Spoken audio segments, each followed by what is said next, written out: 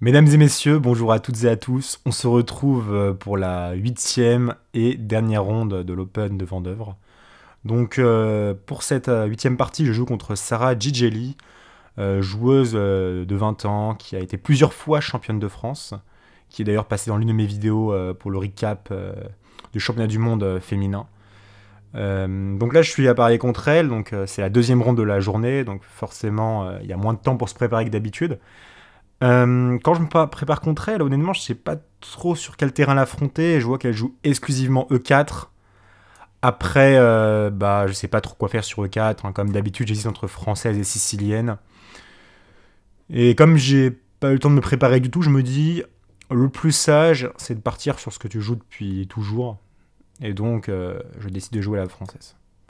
Alors, il n'y a pas grand chose dans sa base de données, mais ce que j'ai vu, c'est que ici, elle joue D4. Je fais des 5 et quand je m'étais préparé contre elle, en fait, elle avait joué KD2, KSC3 et E5, il y avait ces trois coups disponibles.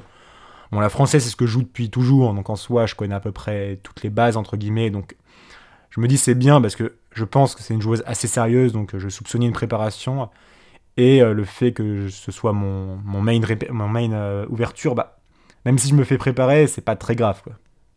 Donc c'est l'état d'esprit que j'ai pendant la partie.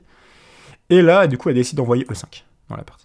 Alors je me dis très bien, je fais pion C5, elle fait pion C3, je fais K C6, elle joue cavalier F3, je fais dame B6, là je joue mon répertoire que je joue depuis que je suis tout petit pour l'instant, et là elle joue fou E2. Alors bizarrement, je sais pas pourquoi, peut-être que c'est un ordre de coup que j'ai vu, mais dans l'une de ces parties, en fait, par rapport à ça, je m'attendais à ce qu'elle joue A3 ici. Et là du coup, fou E2, je suis un peu étonné, c'est possible. Donc je prends, elle reprend, et en fait, il y a un truc auquel je me méfie, c'est que mon répertoire habituel, c'est cavalier H6 en gros. Et c'est un répertoire que je ne compte plus jamais rejouer parce que j'aime pas du tout les lignes dessus. Sur cavalier H6, et il y a fou prend H6 que j'aime pas du tout. Dame prend B2. Donc bien sûr, on ne peut pas enfermer la dame. Hein. Par exemple, mettons fou E3, dame prend A1. En fait, il s'avère que si on pousse un peu l'analyse, en fait, la dame ne se fait pas enfermer. C'est important de le savoir. Mais dans cette partie, ici, il y a des variantes qui m'embêtent beaucoup. Il y a cavalier BD2 qui est pénible. Par exemple, pion prend petit roc. Moi, j'aime pas du tout ce type de variante. En fait, les noirs ont un pion de plus. Mais en fait, on ne sait pas trop quoi faire avec les noirs. Les blancs ont énormément de compensation, particulièrement sur la dame qui est mal placée. Donc, c'est des positions que je trouve très difficiles à jouer en pratique. Et il y a aussi KSC3, un coup très fort. J'ai eu une partie contre Fir Akuto Amaro en Corse il y a 2 ans, je crois. Cette ouverture, en fait, je me suis fait écraser, je connaissais pas KC3, et en fait, donc après dame prend C3, fou D2, l'idée, dame A3, on peut continuer un peu, lui il m'a joué H4, qui est pas mal, enfin c'est le meilleur coup de l'ordi, et en fait c'est juste dur à jouer je trouve, donc j'ai pas envie de continuer à jouer ça à long terme, là je jouais ça comme ça parce que j'ai pas le temps de me préparer, et en fait je comprends que sur fou E2, si jamais elle s'est préparée sur un truc, c'est sans doute sur ça, et même si elle s'est pas préparée, j'ai juste pas envie de l'affronter sur ce terrain-là, c'est des variantes que j'affectionne pas du tout avec les noirs. Donc là, je décide de changer et peut-être de la surprendre et j'envoie le coup cavalier GE7. Après la partie, on a un peu discuté et effectivement, sur cavalier H6, s'était préparé contre moi. Elle avait prévu de faire KC3, donc c'est tant mieux. Hein. Je suis sorti de sa préparation et KE7. Et là, ok, sur KE7, je connais pas grand-chose, mais ok, je sais que c'est le deuxième coup le plus joué. Moi, je connais cavalier C3 ici, parce que j'ai affronté un... Quand j'étais jeune, en fait, j'ai fait plein de parties d'entraînement sur KC3 contre un ami. Et du coup, j'ai joué peut-être cette position 50 fois, donc en fait, je connais peut-être toute la théorie dessus. Hein. Pour vous montrer un peu la vente, il y a cavalier F5, cavalier A4, dame A5, fou D2, fou B4, fou C3 important, B5. Bon, je passe un peu l'analyse, mais en gros, on obtient cette position. J'avais toute la vente en tête encore, même aujourd'hui, parce qu'on l'a joué tellement de fois. Et ok, je me tenais prêt sur ce genre de variante. Sur KC3, je m'étais dit, c'est pas mal. Après, je sais que le coup le plus joué ici, c'est cavalier A3, mais je connais pas grand-chose. Donc bien sûr, l'idée de cavalier E7... c'est de mettre le cavalier en F5, donc je joue cavalier F5. Elle joue cavalier C2 pour défendre, c'est l'idée de cavalier A3. Et là, ok, je suis en terrain inconnu à présent. Ici, je joue assez rapidement fou E7. Dans mes souvenirs, il me semblait que fou B4 était un coup jouable, parce que en gros, sur fou D2, on peut simplement, je pense, faire fou prend dame prend B2. Mais ok, après petit roc, franchement, je me doutais que c'était encore un peu théorique. Et j'avais pas envie de rentrer là-dedans. Et je sais que sur la variante critique de mémoire, c'est roi F1 ici en fait. Et après fou E7, H4, c'est vrai que j'aurais pu jouer cette position. Mais le truc, c'est qu'il y a ce genre de plan où le roi va en G2 et... Ok, j'ai pas envie en fait de laisser Sarah dans sa zone de confort, donc je préfère jouer un truc, on va dire, un peu plus rare, même si fou E7 est un coup logique. Je joue aussi fou E7 parce que je sais que quand le cavalier est en F5, un plan thématique pour les blancs, c'est d'envoyer G4 pour que mal placer ce cavalier. Et par exemple, mettons que si je joue fou D7, bah là, G4, en fait, mon cavalier ne peut pas venir en H4. Il doit se replier en E7 et c'est un peu passif. Enfin, pas forcément tout de suite, mais dans certaines variantes en tout cas. Donc fou E7, c'est utile pour préparer les G4. Donc ici, elle décide de jouer petit roc après réflexion. Donc là, je comprends qu'elle est plus dans sa préparation. G4 est également possible, mais pour vous montrer un peu la variante, il y a cavalier H4, cavalier prend, fou prend. Et voilà, ce qui peut faire peur quand on connaît pas la position, c'est G5. Mais en fait, G5, c'est pas dangereux parce qu'on a déjà cavalier prend E5 ici, et après pion prend, bah, on peut simplement faire dame prend F2, et c'est super dangereux. En fait, là, je pense que les blancs vont se faire écraser tout simplement. Après roi C3, dame C5. On a déjà 3 pièces pour la... Enfin, 3 pions pour la pièce, et le roi, regardez ce roi, comment il est faible. Bien sûr, bah, j'étais pas du tout inquiet sur ça. Mais ok, apparemment, bah, après, sur petit roc, c'est une variante qui est jouable, je pense.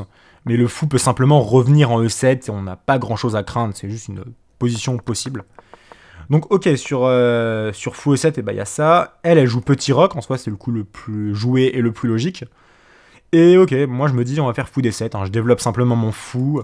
Ça va être utile de le mettre en D7, ma tour est pour aller en C8. J'ai pas encore envie de me précipiter avec petit roc, parce que sur petit roc... bah, j'ai un peu peur des G4 hein, quand même, parce que là je me dis cavalier H4, j'étais pas trop sûr, parce que sur cavalier prend, fou prend, j'ai l'impression que G5 c'est plus dangereux à présent. Hein. Pour vous montrer ce à quoi j'ai pensé, dame D8, il y a F4. Et le problème c'est que dans certaines variantes j'ai H6 pour faire une rupture, et là H6 je peux pas le jouer, hein. Il y a mon roi qui est juste ici, donc c'est compliqué. J'ai ce genre d'idée en tête, c'est pour ça que je me presse pas de faire grand roc à ces moments-là, je préfère fou D7 pour attendre un petit peu et voir ce qu'elle va faire. Et là elle me surprend pas mal, et elle joue pion B4. Après 10 minutes de réflexion. Et là, pion B4, je me dis, oula. Alors, dans cette position, bien sûr, je la comprends pas hyper bien. Je sais juste que, on va dire, des coups logiques, c'est B3, avec idée fou B2. Très logique. Il y a aussi... je m'attendais plus à A3 aussi, simplement, avec idée B4. Hein. C'est assez thématique, je pense, cette position pour prendre de l'espace sur l'aile. Et il y avait quoi d'autre aussi? On peut faire G4, un peu comme d'habitude. Il y a même fou D3 avec idée fou prend F5, qui est possible. Enfin, il y a toutes ces variantes qui sont possibles. Je sais pas laquelle est la meilleure, hein, j'ai pas d'expérience sur cette position. Mais B4, ça me surprend pas mal, parce que je me dis quand même, mais sacrifier un pion, là, j'ai l'impression. Donc au début, je me dis, est-ce que fou prend B4 est possible? Bah je vois que non, après tour B1, bah là c'est vrai que le clouage est dangereux. Le problème c'est qu'il y a pion A3 à la fin, et si je joue dame A5, bah juste cavalier prend, fou D2, maintenant c'est le clouage qui est sur la diagonale, donc je peux pas faire ça. Donc fou prend, c'est pas possible. Mais en fait, après quelques temps de réflexion, je vois que sur cavalier prend B4, bah tour B1 ça marche pas parce qu'il y a fou A4. Et là, bah, le problème c'est qu'en fait, bah, maintenant ça perd même pour les blancs. Parce que là, je menace de prendre en C2. Fou D3 par exemple, maintenant je fais dame C7 et je renforce le clouage sur C2. On peut imaginer cavalier E1, mais là je finis par tour C8 en fait. Tour C8, pardon. Et ça, c'est complètement gagnant, bien sûr. Donc, ouais, ici, bah, je vois que tour B1 ne marche pas. Donc, je me dis, oh, ça, je sais pas si elle l'a vu, mais moi, déjà, ça me rassure pas mal si elle le voit pas. Donc, bien sûr, bah, là, sur cavalier prend B4, je suis en train de regarder la vente avec cavalier prend. Donc, dame prend, bien sûr. Fou prend, c'est super dangereux. Hein. Attention à tour B1 cette fois-ci. Donc, dame prend. Et là, tour B1 n'est pas disponible à cause du fou qui gêne. Et là, je m'étais simplement dit, sur fou D2, attaque la dame. Pas de problème, je fais dame A4, je propose l'échange. Et ça, bah, j'ai un pion de plus quand même. Certes, les blancs ont un petit peu de compensation, notamment sur la colonne B, mais j'ai l'impression que c'est pas assez. Hein. Donc, après quelques temps de réflexion, je joue cavalier prend B4 finalement. Donc, elle fait cavalier prend. Je fais dame prend. Elle joue A4, ça c'est bien joué, je m'y attendais pas du tout. Je comprends que c'est dangereux parce que y a des menaces de fou A3 à présent. Des menaces de A5 aussi pour progresser plus. Je me dis vraiment A4 c'est bien joué. Du coup là je suis en train de remettre en question, est-ce que mon choix de prendre le pion est juste? Mais après ok voilà, je me dis on verra bien. Donc là mon idée c'est simplement de replier ma dame en B6. En fait j'ai envie de replacer cette dame en D8 également pour soutenir dans les éventuels cas de pion G4 comme d'habitude avec cavalier H4. Et aussi je sais que cette dame va se faire attaquer par fou D2, donc je me dis plutôt elle sera replacée, mieux ce sera quoi. Donc sur dame B6 elle joue le coup qui m'a un peu surpris, elle joue roi H1. Et roi H1 je comprenais pas l'idée au début, après je l'ai compris. Moi je m'attendais plus à A5 dans cette position. Dame D8 et simplement, je sais pas, après... Peut-être qu'elle peut encore jouer G4, je sais pas. Mais A5 pour prendre de l'espace en tout cas, ça c'est sûr. Et ouais, même G4 maintenant en fait, mais ok, je sais pas dans quel ordre c'est le mieux. Mais Roi H1, finalement, je commence à comprendre l'idée. En gros, elle, ce qu'elle veut jouer dans cette position, c'est Fou D2 pour faire tour B1. Le truc, c'est que si elle fait Fou D2 maintenant, bah là, j'ai cavalier prend D4. Et sur Fou E3, j'ai cavalier prend F3 sur échec. C'est ça la pointe. Et du coup, bah, c'est pas possible en fait. Elle peut pas me laisser manger le pion D4. Et la différence avec Roi H1 à présent, c'est que sur cavalier prend D4, Fou E3, et bah là, quand je prends le cavalier ou même le fou, et bah je ne fais plus échec à ce roi. Et c'est ça toute la différence, c'est-à-dire que je ne peux plus prendre en D4. Mais je me dis, ok, c'est peut-être un peu. C'est peut-être un peu passif, parce que quand même, il y a des enjeux importants avec G4. Donc je me dis, ok, c'est quoi l'urgence ici? C'est d'empêcher G4. Donc là, je joue H5. Et là, ok, je commence à bien aimer ma position. Je commence à être assez confiant. Je me dis, ok, j'ai un pion de plus, elle a des compensations, mais j'ai l'impression que c'est pas assez en fait. Moi, j'évalue cette position comme petit avantage pour les noirs. Après, voilà, je sais pas comment c'est en pratique, mais ok, je suis content d'avoir ça sur l'échiquier en tout cas. Ici, elle joue Fou D2. Donc, le plan, c'est de faire tour bien comme convenu. Je me dis autant faire Dame D8. De toute façon, ma dame, elle va se faire un peu embêter ici, donc autant la ramener le plus tôt possible. Et en plus, comme ça, la dame a un bon contrôle des cases noires, assez utile. Ici, il y a tour B1, attaque le pion. Moi, je joue Fou C6 assez rapidement. Il y avait B6 qui était possible. Mais en fait, j'avais un peu peur de B6 sur des... J'ai l'impression que c'était un peu affaiblissant sur case blanche. Par exemple, il y avait des Fou A6 qui me plaisaient pas trop. Et en fait, je m'étais dit que sur Fou C6, en fait, je voyais pas d'inconvénient. Parce que ce Fou en D7, il sert à rien. Donc autant le mettre en C6, il sera toujours un petit peu mieux. Au moins, il pourra défendre B7. Et en fait, ce que j'ai mal compris, c'est que le danger de Fou C6, enfin l'inconvénient de Fou C6, c'est qu'il y aurait le coup Fou D3 qui est très fort. Et pour vous montrer la variante... Enfin, une variante pour illustrer, par exemple tour C8, un coup super logique, bah là il y aurait déjà fou prend F5, pion prend F5 et E6. C'est pour ça que c'est important en fait que ce fou reste en D7 pour empêcher les thèmes avec E6. Et ça je l'avais pas dans la partie, hein. Du coup là c'est très dangereux pour les noirs ce genre de position. Mais ici elle ne joue pas fou D3, elle fait le coup fou B5. Et là fou B5 je me dis ok très bien, moi je fais dame D7. Et là franchement je suis pas du tout inquiet, donc je commence à jouer un peu plus vite. Elle joue fou F4, je me dis ok, pourquoi pas. Et moi, je fais tour C8, donc parfait. Apparemment, fou prend B5 était beaucoup plus fort, hein, parce que après pion prend et A5, bah là on a notre pion passé, et en fait le pion est en plus soutenu par la tour. Donc là, ça ressemble vraiment à un pion de plus net. Et en fait, pourquoi j'ai pas joué ça? Honnêtement, je me souviens plus pourquoi. Peut-être que sur fou prend, j'aimais pas trop tour prend B5. Mais j'ai comme l'impression que sur tour C8, bah, j'ai pas trop de problème. En fait, ma tour va aller en C4 après. Ok, je sais pas trop pourquoi j'ai pas fait ça, mais j'ai pas fait ça. Et du coup, ici, j'ai joué mode tour C8 à la place. Et en fait, le problème, c'est qu'elle a joué dame D2 ici, qui est pas mal, mais c'est que le fou pourrait se replier en D3, et ça pourrait être toujours embêtant, parce que pour vous montrer ce que j'ai regardé, sur fou prend A4, bah là, peut-être maintenant qu'il y a des fou prend F5 qui traînent. Après, pion prend E6, je sais pas si c'est possible, mais pion prend, ça libère peut-être la case E5 pour le cavalier, et ça, c'est dangereux. En tout cas, ça laisse beaucoup de compensation... Ça laisse beaucoup de compensation pour les blancs. Donc il faut aller faire très attention à ce type de variante. C'est pour ça que c'est important de prendre le fou. Mais ok, dame D2 ici elle joue. Donc là, bah moi je fais petit roc, qui était pas très bon apparemment. Fallait vraiment prendre en B5. Parce que petit roc, il y a toujours ce thème de fou D3 qui est pénible en fait. Fou D3 et il faut faire attention quoi. C'est un peu la même vente que tout à l'heure aussi, c'est très dangereux. Donc ouais. Ça, j'ai été un peu négligent là-dessus, j'y ai pas du tout pensé. Moi, je m'attendais surtout à des... En fait, je m'attendais vraiment à ce qu'elle allait jouer. Ici, elle a joué pion H3, et en fait, l'idée de pion H3, c'est faire pion G4. Et en fait, ça, j'ai regardé que ça, et sur ça, j'ai trouvé une bonne solution, je pense. Donc là, j'ai fait fou prend B5, elle a repris du pion.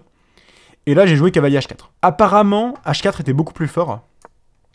Et ça, je crois que j'y ai pensé en partie, et ce qui m'a dissuadé de le jouer, c'est peut-être pion G4. Pion prend... Et en fait, j'avais peur de certains qu'en fait, qui poussent les pions à terme. Mais c'est vrai que c'est un petit peu vague, hein, concrètement. Il a pas grand-chose pour m'embêter. Je pense que je peux simplement... Tour C4 ici, ça mange pas de pain. Et après, voilà, j'ai pas trop de problèmes, je crois. Enfin, je vois pas trop le danger. Par exemple, sur G4, bah, je fais cavalier H4, en fait. Et en fait, cavalier prend, fou prend, genre de variantes qui peuvent faire un peu peur. Bah, j'ai quand même mes tours qui sont déjà doublés. Enfin, ok. Mais peut-être j'avais peur de ce genre de position avec le fou qui sort pas. Enfin, j'imagine que c'était ça. Donc, moi, j'ai pas joué H4, hein, j'ai préféré jouer le coup cavalier H4. En partie, je pensais que c'était super fort comme coup parce que ça liquide quand même pas mal de pièces. Donc ici, elle fait cavalier prend, je fais fou prend. Elle fait fou G5. Donc je me dis ok, fou prend, dame prend. Et là, c'est bien, on est en finale. Là, j'hésite un peu par contre avec ce pion H5 parce que ce qui me fait un peu peur, c'est que sur G6, hein, ce que j'ai joué finalement, bah, j'ai peur en fait qu'elle fasse des coups comme Dame H6 avec idée pion G4 et elle essaye de m'ouvrir comme ça. Donc au début, j'ai pensé à des trucs comme tour C4 pour essayer de trouver du contre-jeu. Et après tour D1, bah, je sais pas, tour C8 par exemple. Et je laisse ce pion H5 finalement pour au moins voir la colonne C. J'ai pensé à ça au début. En fait, je m'étais dit que sur G6, j'ai joué G6 finalement. Elle a joué Dame H6 comme prévu. Et en fait, j'ai vu que ce plan de G4 ne marchait pas du tout. Parce que là, j'ai joué le coup tour C3. Donc tour C3, bah, G4 pas possible grâce à tour prend H3. Roi G2, pion prend G4. Et là, voilà, c'est la fin. Donc ici, elle décide plutôt de jouer roi H2 pour essayer de préparer G4 à nouveau. Mais ok, G4 est pas possible du tout dans cette position. Ici, je fais tour C8. Et sur G4, hein, si jamais elle faisait G4, et bah là, j'ai Dame E7 maintenant, avec idée Dame H4. Et là, ok, ça c'est expéditif, parce que sur pion prend, là, je peux déjà faire Dame H4 et c'est mat imparable en H3. Donc, et si elle fait G5, pour vous montrer la force de la variante, il y a Dame A3 maintenant, qui tape sur H3, et là, ça va mater aussi. Donc voilà, il y a cette position qui est très dangereuse, ça empêche vraiment bien G4. Ici, elle décide de jouer tour D1. Moi, je fais Dame E7, hein, je mets ma dame sur case noire. Elle joue tour A1. Je fais Dame H4. Là, je me dis vraiment, c'est bien parce que là, ce roi, il commence à devenir faible. Non seulement j'ai un pion de plus, et à présent, le roi devient faible. Donc là, je me dis, je suis à deux doigts de la gagner, celle-là. Ici, elle fait G3. Je fais Dame E4. Et là, je me dis, attention, là, vraiment, ce roi, pour moi, il est de plus en plus faible, quoi. Elle prend le pion A7. Et en fait, là, j'ai raté un gain pour moi. Ici, en fait, il y a H4 qui est expéditif. En fait, ça va juste tout ouvrir. Hein. On menace de prendre en G3. Bah, si elle prend de la dame, bah, maintenant j'ai Dame E2 en fait, et j'attaque tour et pion en même temps, donc ça va mater. Hein. Par exemple, tour ici, bah, j'ai Dame prend, tour G2, simplement Dame E1, et en fait, je fais tour C1 prochain, ça va être mat imparable. Et ouais, j'ai pas pensé à H4 tout simplement. Et en fait, par exemple, pour continuer un peu l'analyse, sur G4, bah, il y a Dame F3 en fait, toujours ce thème qui tape partout. Tour F1, on fait maintenant Dame prend H3, enfin c'est fini. Donc ouais, H4, coup dommage, là c'est vraiment décisif, H4, je l'ai raté malheureusement. En fait, moi je pensais que je gagnais également facilement avec Dame E2. Et en fait, Dame E2, je voyais pas de défense pour elle, parce que je tape sur le pion et la tour en même temps. Et en fait, j'ai pensé à tour D2 pour elle, c'est la seule ressource que j'ai vue, et je me dis, bah Dame F1 avec idée de tour C1. Et ça, c'est fini. Et en fait, j'ai simplement raté le coup Dame D2 pour elle, ici, qui défend. Et là, je me dis, bah putain, mais je suis débile ou quoi. Enfin...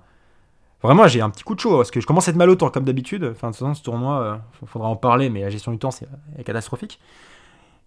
Mais je me dis, mais attends, c'est pas sérieux, ça. T'as une position gagnante et tu commences déjà à faire des erreurs de calcul. Et Dame D2, au début, j'ai envie de faire Dame F3. Mais en fait, je sais pas trop, après tour A2, par exemple, mais en fait, je sais pas trop comment continuer. Apparemment, il y a toujours H4 qui est très très fort ici. H4, tour G1, bah, je peux vraiment... bah, c'est très dangereux, quoi. Mais c'est vrai que c'est pas si concret que ça. Par exemple, je dois jouer Dame F5 pour menacer ici. Mais c'est vrai que c'est un peu plus difficile que tout à l'heure avec H4 qui était très facile. Et moi ici, bah, du coup, quand elle joue...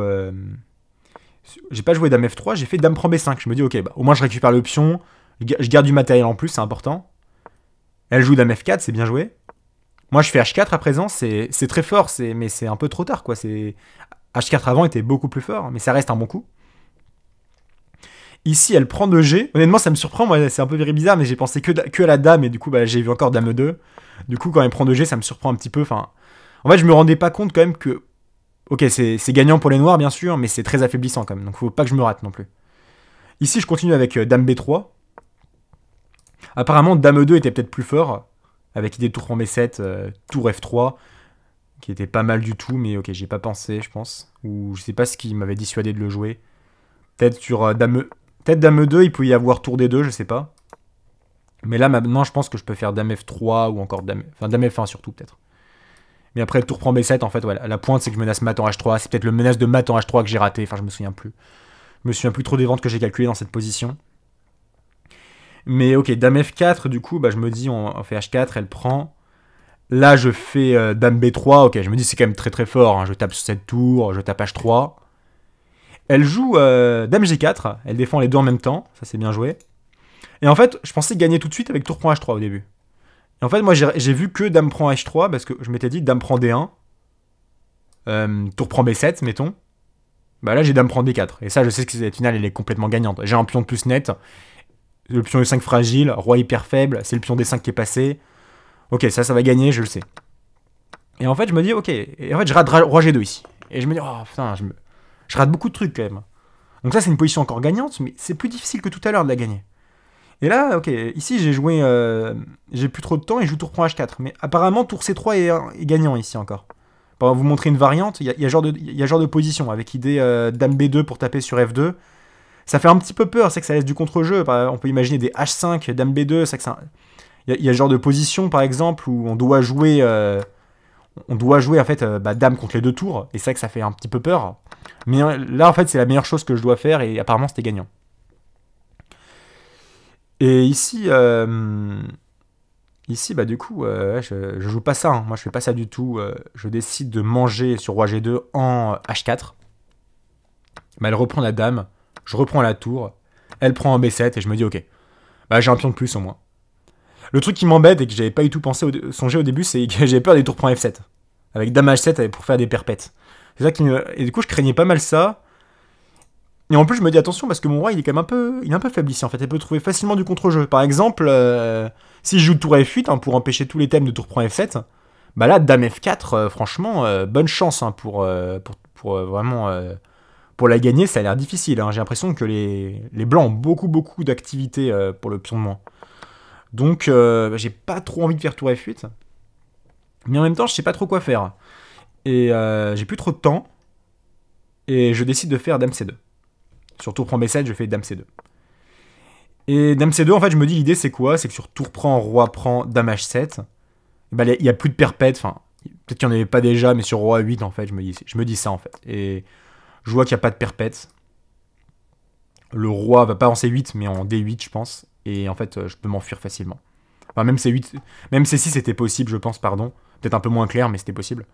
Mais ok. Et du coup, en fait, je joue dame C2 pour ces raisons. Et en fait, ici, je réalise une gaffe. Hein, parce que, vous pouvez mettre sur pause. Ici, elle a joué le coup de tour prend F7. Au début, je comprends pas, j'ai l'impression que ça marche pas. En fait, je comprends pourquoi ça marche. Sur roi prend F7. Bah ici, elle fait pas dame H7. Hein, moi, j'ai vu que dame H7. Elle peut jouer dame F6. Et là, je comprends que la perpète est imparable.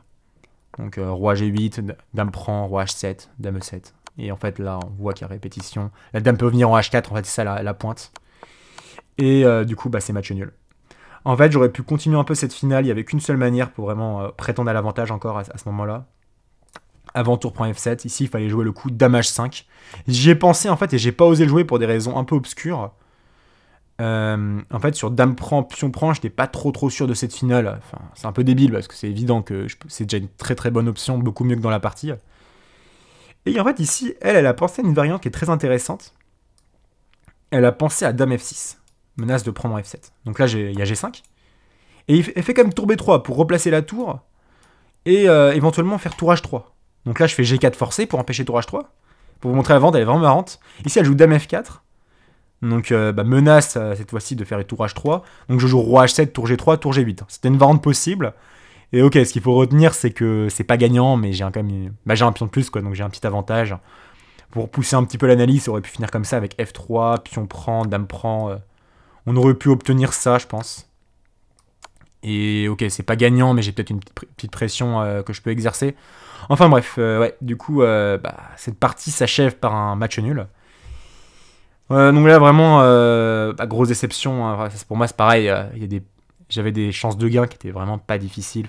Je trouve pas dur à mon niveau normalement, que je ne saisis pas pour l'instant, c'est dommage. Et normalement, dans ce tournoi, il y a 9 parties, et là, j'en ai joué seulement 8. Alors pourquoi j'en ai joué 8 et pas 9? Est-ce que j'ai arrêté le tournoi? Est-ce que j'étais tellement dégoûté par mes parties que j'ai abandonné? En fait, non, pas vraiment. En fait, pour vous raconter du coup mon mode de vie actuellement, pour mes études, je suis parti aux États-Unis à Raleigh. Je fais un semestre à l'étranger. Je pars. Le tournoi en fait se finissait le 7 janvier. Mon avion était le 8. Et moi, je décide de ne pas faire la ronde 9 pour rentrer plus tôt, pour simplement me préparer plus tôt. Déjà que je m'y prends un peu au dernier moment. Et en fait, je m'étais dit ça avant le tournoi, c'était que si je joue pour un prix, j'allais peut-être rester pour la ronde 9, mais s'il n'y a pas vraiment d'impératif que je reste, j'allais peut-être rentrer une journée plus tôt pour avoir le temps de me préparer quand même. Donc actuellement je suis aux États-Unis, hein. Peut-être que vous le voyez avec le fond, hein, c'est pas mon décor habituel. Donc voilà, c'est un nouveau départ pour moi.